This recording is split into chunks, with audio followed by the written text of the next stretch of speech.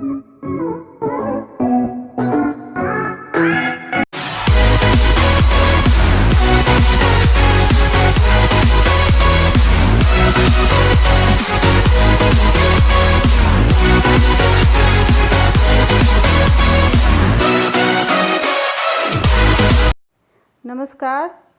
आप सभी का एमएस क्लासेस में स्वागत है। हम कल पढ़ रहे थे अरस्तु के विरेचन का तात्पर्य। अरस्तु का विरेचन सिद्धांत क्या है? अरस्तु के अनुसार त्रासदी के मूल भावों को उद्भूत कर विरेचन पद्धति के द्वारा मानव मन का परिष्कार करते हैं। जैसे विरेचन से शरीर की शुद्धि होती है। विरेचन का अर्थ यूनान की चिकित्सा पद्धति में विरेचन कैथारसिस की चर्चा से आई है। अरस्तु के द्वारा इसके प्रयोग का कारण यह प्रतीत होता है कि अरस्तु के पिता मैसेडोनिया के राज्य चिकित्सक थे और अरस्तु ने भी स्वयं चिकित्सा शिक्षा प्राप्त की थी। भारतीय चिकित्सा पद्धति में भी विरेचन का महत्व है, जिसका सामान्य अर्थ यह है कि रेचक द्रव्यों द्वारा शरीर के मल, अनावश्यक हानिकारक, स्वास्थ्य अहितकर तत्वों को, पदार्थों को शरीर से बाहर निकालना। इसी प्रकार रेचक का आशय भी शारीरिक या उदर विकारों की शुद्धि करना है। अरस्तु में विरेचन का लाक्षणिक अर्थ यह लिया है कि भावों के द्वारा मनोविकारों की शुद्धि के लिए इसे उपयोगी बताया है। अरस्तु के अनुसार विरेचन के द्वारा वास्तविक जीवन की करुणा और त्रास का निष्कासन किया जाता है। लाक्षणिकता के आधार पर परवर्ती व्याख्याकारों ने विरेचन के 3 प्रकार के अर्थ किए हैं। पहला धर्मपरक, दूसरा नीतिपरक, तीसरा कलापरक। प्रोफेसर मरे के अनुसार यूनान में दियोनिसस देवता के उत्सव की प्रथा वर्षारंभ में प्रचलित थी। इसमें प्रार्थना के द्वारा पाप की शुद्धि की योजना थी। एक दूसरे विद्वान लीवी के अनुसार त्रासदी की अवधारणा यूनानी अंधविश्वास पर आधारित है। इनकी अवधारणा यह थी कि उत्सव विपत्तियों का नाश करते हैं और अरस्तु ने भी यह स्वीकार किया है, जो उन्होंने अपने राजनीतिक ग्रंथ में लिखा है। हाल की स्थिति से उत्पन्न आवेग के शमन के लिए यूनान में उद्दाम संगीत का उपयोग किया जाता था, और जो पहले आवेगों की वृद्धि करता था फिर उन्हें शांत कर देता था। इसी से अरस्तु को विरेचन की प्रेरणा मिली। दूसरी नीतिपरक व्याख्या में वॉर्नेज आदि जर्मन विद्वानों ने अरस्तु के द्वारा प्रयुक्त विरेचन शब्द की नीतिपरक व्याख्या करते हुए इसे मनोविकारों की उत्तेजना के पश्चात उद्वेग का शमन और उससे उत्पन्न मानसिक प्रसन्नता बताया है। त्रासदी जनित करुणा और त्रास के भाव से दर्शकों के मन में इसके सम्मान की भावना जागृत होते हैं और दर्शक उद्वेलित हो उठते हैं, पर यह सब भाव शीघ्र ही शांत भी हो जाते हैं। इसी प्रकार दर्शक नाटक के रूप में ट्रेजेडी देखकर अथवा काव्य रूप में पढ़कर शांति का सुखद अनुभव करते हैं और उनके मन में करुणा और त्रास मनोवेगों का भय भी नहीं रह जाता। कलापरक व्याख्या में जर्मन कवि गेटे और अंग्रेजी में रोमांटिक कवियों में विरेचन सिद्धांत के कलापरक अर्थ के विशेष संकेत मिलते हैं। प्रोफेसर बूचर का मत है कि ट्रेजेडी का कर्तव्य कर्म केवल करुणा या त्रास के साथ या उसकी अभिव्यक्ति का माध्यम प्रस्तुत करना ही नहीं, इन्हें एक सुनिश्चित कलात्मक पारितोष प्रदान करना है। इनको कला के माध्यम से ढालकर परिष्कृत या स्पष्ट करना है। अतः विरेचन का अर्थ है पहले मानसिक संतुलन और बाद में उसका कलात्मक परिष्कार। मानसिक व्याख्या के अंतर्गत जर्मन विद्वान वॉर्नेज के अनुसार मानव मन के अनेक मनोविकारों या वासना के रूप में स्थित रहते हैं। उन्हें दमित करने में या बदले में संतुलित करना वांछनीय है। उनमें करुणा और त्रास नामक मनोवेग मूलतः दुखद होते हैं त्रासदी रंगमंच पर ऐसे दृश्य प्रस्तुत करती है जिसमें ये मनोवेग अतिरंजित रूप में प्रस्तुत किए जाते हैं। उन्हें देखकर ये भाग पहले तो उद्वेलित होते हैं, तत्पश्चात उपशमित हो जाते हैं। प्रेक्षक त्रासदी देखकर मानसिक शांति का सुखद अनुभव करता है, क्योंकि उसके मन में वासना रूप में स्थित करुणा और त्रास आदि मनोवेगों का दंश समाप्त हो जाता है। अतः विरेचन की मानसिक व्याख्या है जिससे मनोविकारों के उत्तेजना के पश्चात उद्वेग का शमन होता है और तजन्य मानसिक विषदता से भावात्मक रुग्णता भी दूर हो जाती है। विरेचन के संबंध में यदि कहा जाए तो अरस्तु का जो आशय है मनोवेगों के किसी प्रकार के विरेचन से था। ट्रेजेडी देखने को या उसके देखने के पश्चात व्यक्ति जिस मन स्थिति में आता है वह आवेगों के विरेचन की ही देन होती है।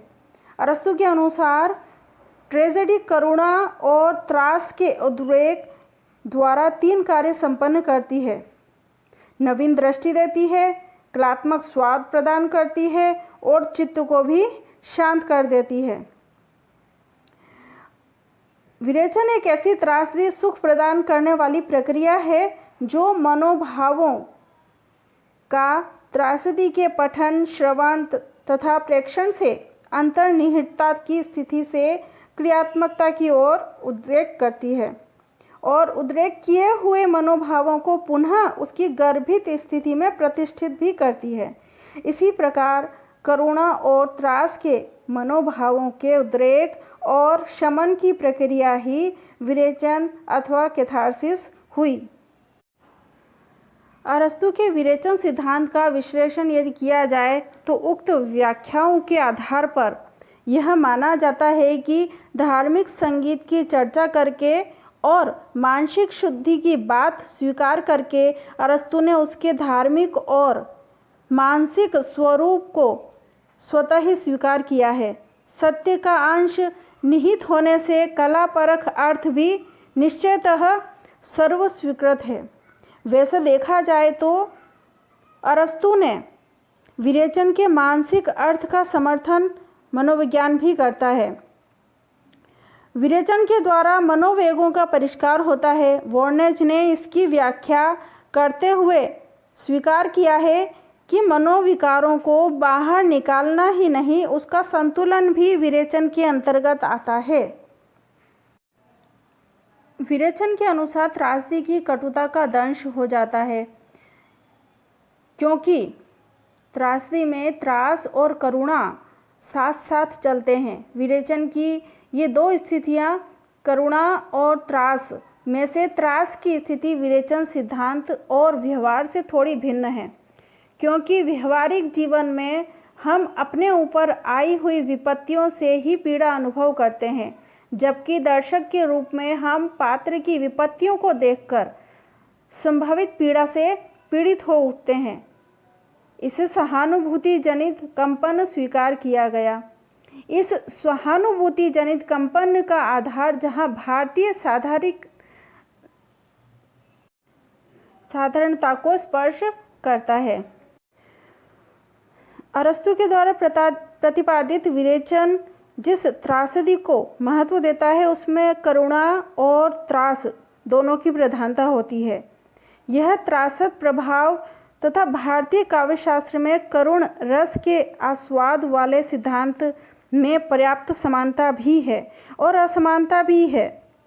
त्रासदी में करुणा और त्रास के कारण पीड़ा की अनुभूति का प्राधान्य है, तो करुणा या करुण रस में शोक की प्रधानता है। नाट्यशास्त्र में शोक का तात्पर्य है इष्ट वियोग या विभव नाश, बद्धबंधन तथा दुखानुभूति आदि से उत्पन्न होने वाला अनुभव शोक कहलाता है। अतः करुण रस में शोक व करुणा दोनों भाव स्थित रहते हैं। त्रासदी और करुण रस की समानता इस उदाहरण से स्पष्ट हो जाती है कि जब हम राजा सत्य हरिश्चंद्र नाटक देखते हैं तो त्रासदी है, तो हमें वह राजा हरिश्चंद्र के राज्यदान के बाद दक्षिणा चुकाने के लिए स्वयं को बेचने हेतु इधर उधर भटकते तथा चांडाल के हाथ बिकते देखकर त्रास होता है, तथा रानी को पुत्र की मृत्यु पर विलाप करते हुए देखकर करुणा उपजती है। वास्तविक विपत्ति के साक्षात्कार से यदि करुणा की उद्भूति होती है तो वैसी ही विपत्ति की पुनरावृत्ति की आशंका से त्रास उत्पन्न हो जाता है। इस प्रकार करुण रस में करुणा व त्रास दोनों समाविष्ट हैं। ये नाट्यशास्त्र दर्श रूपक तथा साहित्य दर्पण में शोक और करुण रस का यही संबंध दर्शाया गया है। इससे स्पष्ट है कि अरस्तु के विरेचन सिद्धांत और करुण रस में पर्याप्त समानता है। इन दोनों में उक्त साम्य होते हुए भी अनेक बातों में पर्याप्त वैषम्य भी है। इनमें प्रथम वैषम्य तो यह है कि अरस्तु ने करुणा और त्रास को सदैव युग्म के रूप में स्वीकार किया है, परंतु भारतीय मत के अनुसार करुण एवं भयानक रस मित्र रसों के रूप में स्वीकार किए जाते हैं। फिर भी ये दोनों भिन्न भिन्न रस माने गए हैं। त्रासदी का प्रभाव मिश्र भाव होता है तो शोक अमिश्र भाव है। करुण रस में शोक के जो कारण गिनाए गए हैं उनमें से अनेक ऐसे भी हैं जो त्रास उत्पन्न नहीं करते, जैसे मृत्यु विरेचन सिद्धांत तथा करुण रस के आस्वादन का सिद्धांत। अतिशय उत्तेजना तथा मनोवेगों के शमन तथा मन शांति तक तो समानांतर है, पर विरेचन सिद्धांत की सीमा तो यहीं तक ही है। जबकि भारतीय करुण रस उद्वेग का शमन मात्र न होकर उसका भोग भी है। भारतीय दर्शन के अनुसार आनंद दुख का अभाव मात्र नहीं है, यह शुद्ध बुद्ध आत्मा का आत्म भोग भी है। निष्कर्ष रूप में हम यह समझ सकते हैं कि इस अरस्तु का विरेचन सिद्धांत पाश्चात्य काव्य शास्त्र के लिए एक महत्वपूर्ण देन है। इस सिद्धांत का प्रतिपादन करके अरस्तु ने काव्य की महत्ता स्थापित की व त्रासदी के प्रभाव को गौरवपूर्ण बनाया तथा मनोवैज्ञानिक आधार भी प्रदान किया। भारतीय रस सिद्धांत से भी इसका काफ़ी साम्य दृष्टिगत होता है।